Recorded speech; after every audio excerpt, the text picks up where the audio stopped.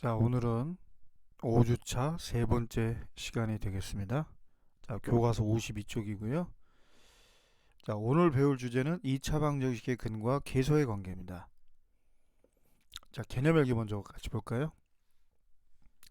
자, 이미 방정식의 두 근이 구해져 있는 상태입니다. 자, 두 근을 더하니까 8, 곱하면 7이죠? 더하면 얼마입니까? 마이너스 4죠? 곱하면 얼마죠? 4가 됩니다. 자, 더하면 얼마죠? 마이너스 2가 되겠죠? 곱하면요.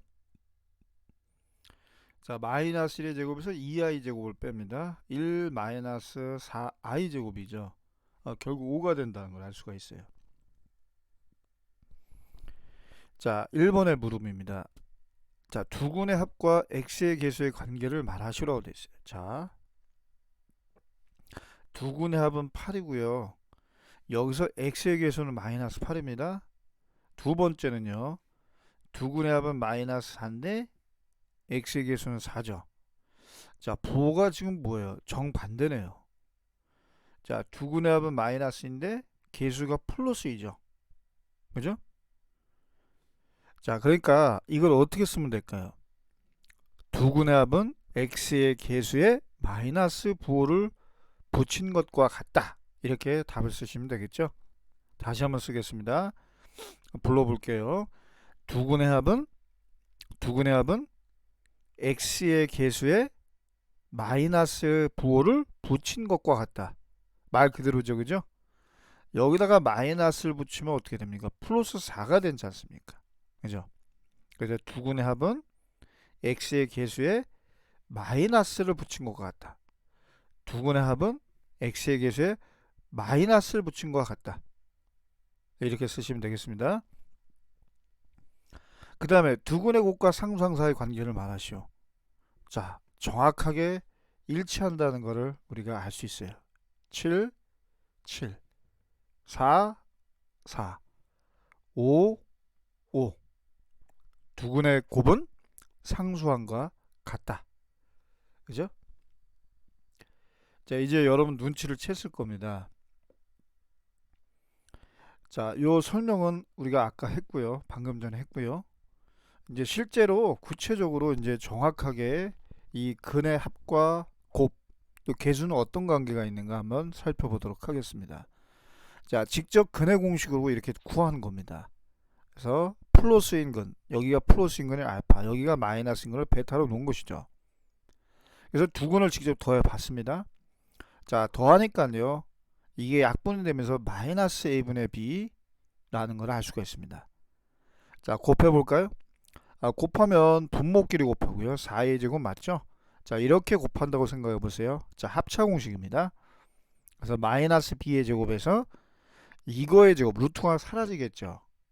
그러니까 b 제곱 마이너스 가로하고 b제곱 마이너스 4ac가 되는 겁니다. 자, 이게 사라지면서 4ac가 되는 게 맞네요. 자, 그러면 약분되고요. 또 a 또 약분할 수 있죠. 그러니까 a분의 c가 됩니다. 그러면 아까 개념열기 설명이 맞겠죠.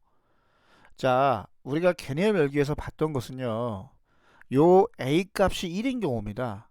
a가 1이 된다면 마이너스 b가 되잖아요. 그죠? 그래서 두 근의 합은 x의 계수에 마이너스 부호를 붙인 거와 같다라는 걸 알 수가 있죠. 여기가 1이라면요. 여기가 1이라면 c는 뭐예요? 상수항과 일치하잖아요. 그죠? 그래서 일반적으로 2차 방정식의 근과 계수의 관계는요. 이렇게 되는 겁니다. 이게 여기가 1이라고 한다면 이 x의 계수와 상수항만 살펴보면 되는 것이죠. 아시겠죠? 만약에 여기가 2다. 그러면 2라는 것을 반드시 분모에 써서 생각을 해야 되겠습니다. 자, 이거 아주 중요한 공식이죠. 근과 계수의 관계. 두 근의 합은 마이너스를 꼭 붙여서 a분의 b다. 두 근의 곱은 a분의 c가 된다. 잘 기억해 두시기 바랍니다. 자, 그러면 문제를 통해서 한번 확인해 보도록 하겠습니다.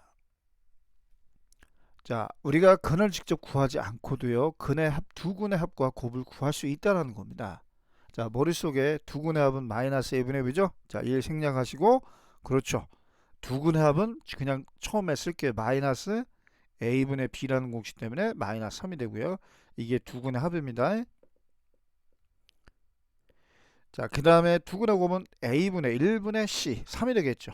3이 바로 두근의 곱이 되겠습니다. 여러분 쉴 때 쓰실 때 두근의 합 땡땡 마이너스 3 두근의 곱 땡땡 3 이렇게 쓰세요. 자, 이 말로만 하겠습니다. 이어서 두근의 합은 어떻게 됩니까? 마이너스 a분의 b가 되니까 2분을 되겠죠. 이게 두근의 합이에요.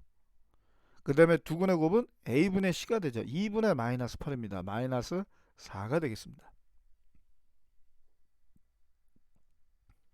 자, 이렇게 근을 직접 구하지 않고도 근과 계수와의 관계 그 공식을 통해 우리가 쉽게 구할 수가 있는 겁니다. 자, 예제 1번 보겠습니다. 자, 이 두 근을 알파 베타라고 할 때 다음 식의 값을 구하시오. 물론 여러분들 우리가 이거를 인수분해해서 직접 근을 구할 수도 있겠죠. 그럼 하나의 근을 알파, 다른 또 하나의 근을 베타라고 한다면 직접 대입해서 구할 수도 있는 겁니다. 그렇지만 우리가 이렇게 근을 직접 구하지 않고도 근과 계수와의 관계만 알아도 충분하다는 거죠. 이런 문제들은. 그죠? 만약에 이거를 모른다고 했을 때는요. 근을 직접 구해서 대입하는 방법밖에 없어요. 자, 여러분 이거 만약에 이건 인수분해가 잘 돼서 다행이죠. 그죠? 또 만약에 인수분해가 안 된다면 뭐 근의 공식을 둬서 직접 대입할 텐데 그러면 얼마나 계산이 번거롭겠습니까? 다행히도 여기서는 근이 간단하게 나옵니다. 하나가 마이너스 D가 또 다른 하나가 마이너스 3 아닙니까? 그러면 제곱해서 하니까 틀림없이 마이너스 1의 제곱 더하기 마이너스 3의 제곱인 1 더하기 9인 10이 나올 수밖에 없다는 거죠. 그런데 우리는 근과 계수의 관계를 알기 때문에 두근의 합과 곱을 구해서 곱셈 공식의 변형을 이용하면 직접 근을 구해서 대입하지 않아도 이렇게 구할 수 있다는 겁니다. 아시겠죠? 네. 자, 이렇게 근을 직접 구해서 대입한다고 할 때 이게 뭐가 돼요? 마이너스 D죠. 이건 뭐가 돼요? 마이너스 3분의 1 아닙니까? 그럼 계산하면 마이너스 3분의 4가 나와요. 똑같아요, 결과는. 그죠? 자, 이거는 근과 계수의 관계를 이용해서 해결하는 게 훨씬 좋다라는 겁니다. 자, 문제 2번 같은 경우가 바로 그거에 해당되겠네요. 이거 여러분 근을 직접 구한다고 생각해 보세요. 왜 복잡하지 않겠습니까? 자, 이건 근과 계수 관계를 이용하는 게 훨씬 좋겠죠. 자, 먼저 써보겠습니다. 그래서 여기서는 두근의 합이 알파 더하기 베타가 7 나오죠. 알파 베타가 마이너스 1이 나옵니다. 이렇게 써놓고 들어갑시다. 마이너스 a분의 b 얘는 a분의 c에서 나온 결과입니다. 자, 이거는 전개를 하게 되면 알파 베타 두근의 곱이 나오죠. 그죠? 두근의 합도 나옵니다.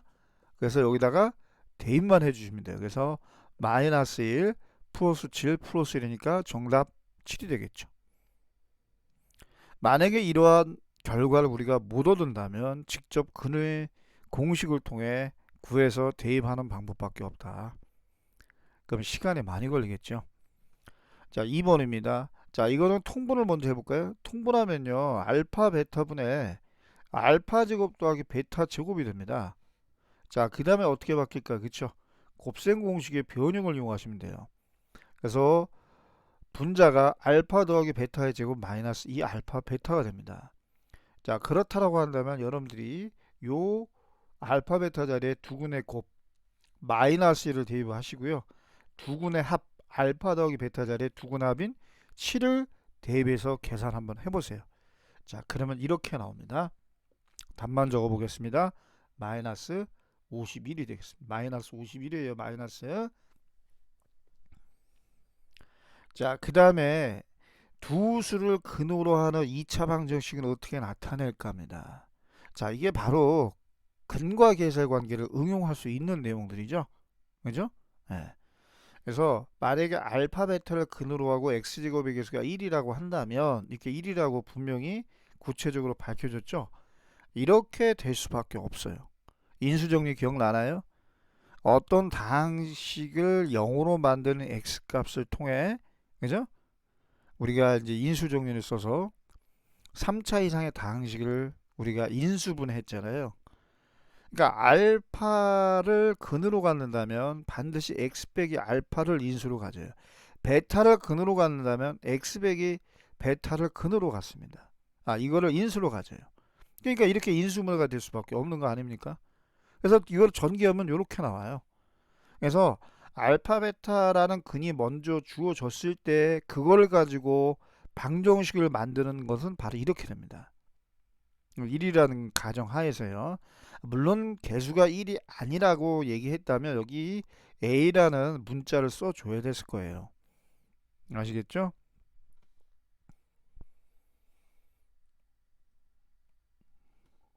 그러니까 우리가 인수분해하는 그 과정을 생각하신다면 이거 방정식 만드는 거 그렇게 어렵지 않아요. 이건 어떻게 여러분들 나왔을까요? 당연히 x 더하기 3 아닙니까? 얘가 0이 되는 값에서 나온 거 아니에요? 얘는요, 4는요, 그쵸? x 빼기 4가 0이 되는 x값 아닙니까? 그래서 이거 두 개 곱해서 이 2차 방정식의 근이다 라고 우리가 얘기할 수 있는 거예요.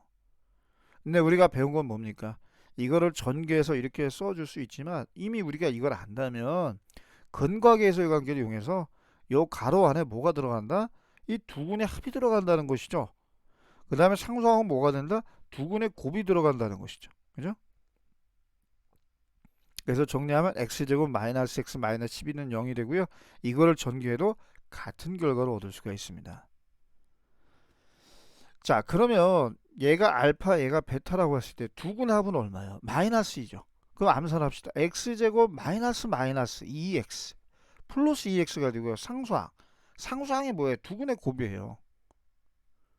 자, 이거 두 개 곱하면 뭐가 될까요? 1의 제곱 마이너스 i 제곱이죠. 그러니까 플러스 2가 된단 말이에요. 는 0이다. 자, 방정식이기 때문에 당연히 는 0까지를 꼭 써주셔야 되겠죠. 이걸 쓰지 않고 이렇게만 쓰면 다항식이지 방정식이 아니잖아요. 그죠? 네. 자, 근과 계수의 관계를 이용해서 우리가 이렇게 쓸 수가 있는 것입니다. 자, 이제 그 다음 페이지를 같이 보도록 하겠습니다. 자, 54쪽이 되겠죠?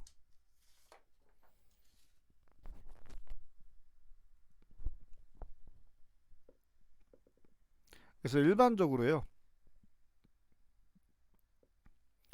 자, 이 ax제곱 더하기 bx 더하기 c를 복소수의 범위까지 인수분해를 할 수 있게 됩니다. 이제 그러면 이거는 는 0이라고 할 때 이 두 군을 알파 베타라고 한다면 두 군의 합과 곱은 이미 우리가 근과 계수의 관계를 통해 알 수가 있어요. 그래서 이거를 a로 묶어 보세요. a로 묶어 보시면 이렇게 나오는데, 자, 이 부분이 a분의 b가 여기 있잖아요. 자, 이렇게 대입하는 겁니다. 또 a분의 c가 있죠? 그 여기 알파 베타를 대입하는 거죠. 자, 얘는 아까 전에 되게 이거 인수분해가 되면 어떻게 이렇게 되는 거 아닙니까? 그죠? 그래서 우리는 이 2차 다항식, 일반적인 2차 다항식을요, 복소수의 범위까지 확정을 한다면 무조건 인수분해할 수 있게 되는 겁니다. 아시겠죠? 그래서 요 말이 중요합니다. 밑줄 그시고요. 개수가 실수인 2차식은 복소수의 범위에서 항상입니다. 동그라미 하시고 두 1차식의 곱으로 인수분해가 됩니다. 무조건 되는 겁니다. 그죠? 네. 개수가 실수인 2차식에 한해서 말입니다. 아시겠죠? 자, 그래서 이 2차 방정식 두 군을 우리가 구할 수만 있다면 이런 식으로 인수분해가 될 것이다. 반드시. 아시겠죠? 그래서 이거를 복소수의, 원래는 이게 인수분해가 안 됩니다. 근데 복소수의 범위까지 확장을 한다면 인수분해가 반드시 돼요. 그래서 이거를 우리가 는 0이라 놓고 근을 구하니까 하나가 2 플러스 i, 또 하나가 2 마이너스 i가 나와요. 두 근이. 그죠? 그럼 x 빼기 알파 곱하기 x 빼기 베타입니다. 그래서 이렇게 인수분해가 되는 거예요. 아시겠죠? 자, 이미 문제에서 4번을 보시면 복소수의 범위에서 인수분해 하시오라고 되어 있습니다. 근데 먼저 뭘 근을 구해야 되겠죠. 그죠? 여러분, 이거 근을 구하는 과정을 생략하겠습니다. 여러분들 충분히 구할 수 있기 때문에. 자, 여기가 짝수니까 짝수근의 공식을 썼을 때 이 두 근이요, x는 1 플러스 마이너스 루트 3i가 나옵니다. 그죠? 그럼 어떻게 될까요? 하나가 1 플러스 루트 3i, 또 다른 거는 1 빼기 루트 3i.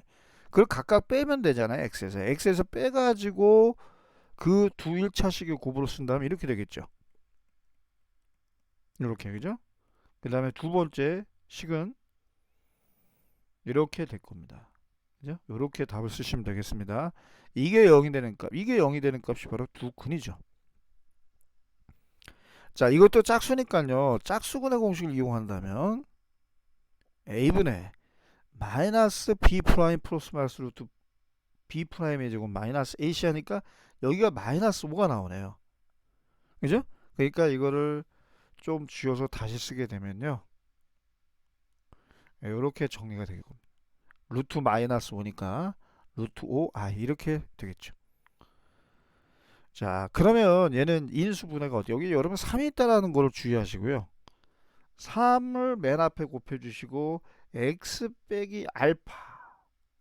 자, 3분의 마이너스 1 마이너스 루트 5i예요. 그걸 뺀다고 해보세요. 그럼 뭐가 될까요? 그쵸? 플러스로 바뀌겠죠? 플러스 3분의 1 플러스 루트 5i 이렇게 될 겁니다. 그 다음에 3분의 마이너스 1 플러스 루트 5i를 뺀다. 얘는 이제 3분의 마이너스 1 마이너스 루트 y를 뺀 거고요. x에서 3분의 마이너스 1 플러스 루트 y를 뺀다면 이렇게 되겠죠. 역시 플러스가 되면서 3분의 1 빼기 루트 5 i 이렇게 될 겁니다. 아시겠죠? 자, 이렇게 쓰면 정확히 답이 되겠습니다. 그래서 우리는 복소수의 범위까지 확장을 한다면 2차식은 일반적으로 항상 인수분해가 된다. 그렇게 정리하시면 되겠습니다. 자, 오늘 수업은 여기까지 하도록 하겠습니다. 자, 수고하셨습니다.